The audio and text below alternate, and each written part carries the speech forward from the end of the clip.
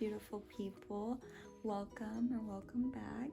I just wanted to let you guys know that I'm going to be doing a beginner crochet video instead of a vlog today, and I want to post like these kind of videos every Wednesday because my vlogs will be coming out on Mondays and Fridays.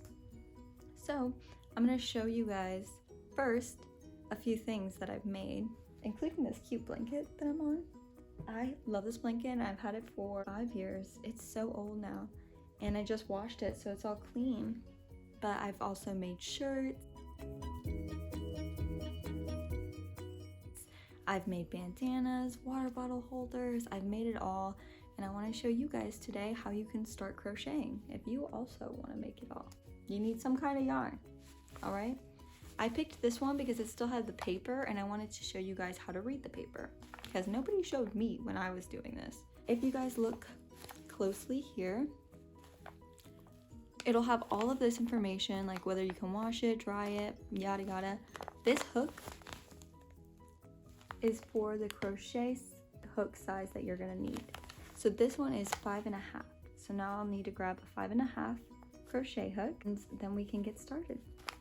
Okay, so I got my 5mm, I think it's millimeter, hook here. So if you only have one hook and you're like, I really don't want to buy more, you can use your hook and your yarn, but it just might come out a little bit looser looking, which some people actually like. The next tip I have for you guys is something I wish I learned a lot sooner. But you see how there's this string and this string? Well, this one is coming from the outside of the ball. This one is coming from the inside.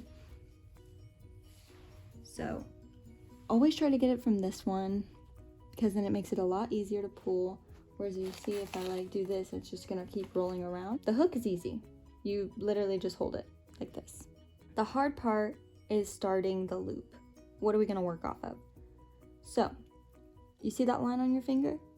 You're going to put the string on that line, and then once you're crossing, you're gonna get that little tail that you're holding right here, this little tail, and you're gonna cross behind it.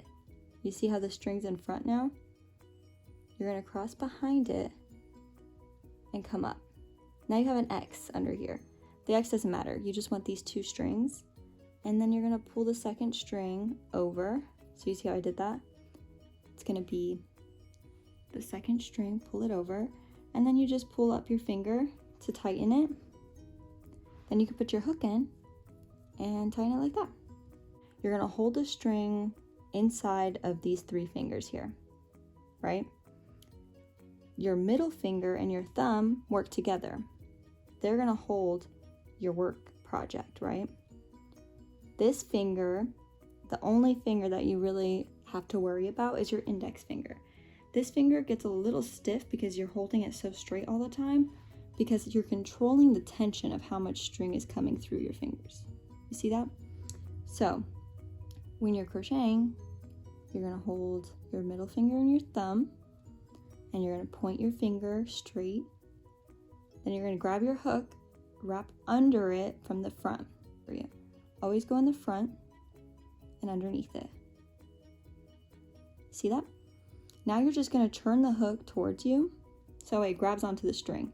Because if I didn't turn it, it's just gonna get stuck there, right?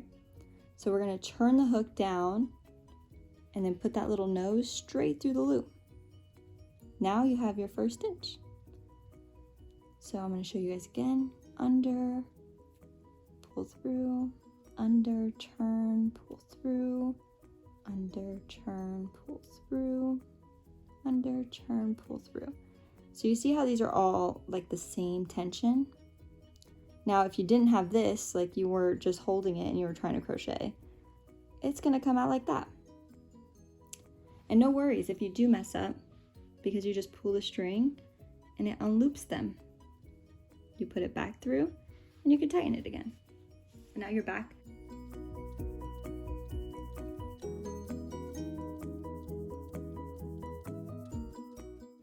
Well, that is the first steps that you need to know. So if you want to join me next week, I'm going to show you guys how you can make your first coaster.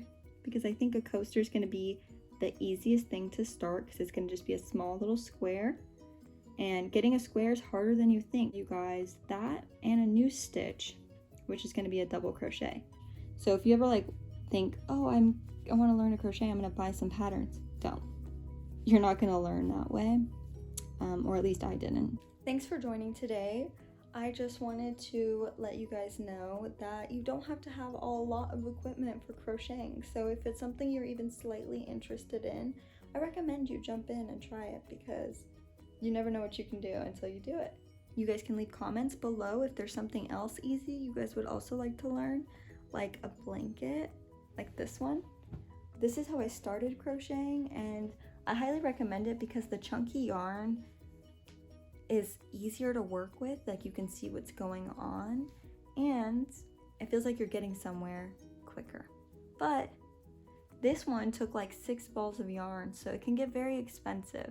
So if I show you guys how to make a blanket, it's going to be the very, very small version of a blanket, but I can definitely show you guys how to do that, and then how many stitches you would need to make it the size you want it, because there's not a lot of math with mine. Other crocheters are going to be like, make 64 and then continue that all the way up, and then we're going to switch stitches. No, we're very basic here. We're going to learn how to get something in your mind out as easy as possible. So thanks for watching, and I'll see you guys next Wednesday for another how-to video. But you guys can also see me on Mondays and Fridays if you want to see an everyday life of somebody who is trying to better themselves after a breakup that lasted 6 years. So I definitely have some insight on that, and as a psych major with 1 semester to go, I think that I have some knowledge there as well. So, all right, now for real, I'll see you guys next time.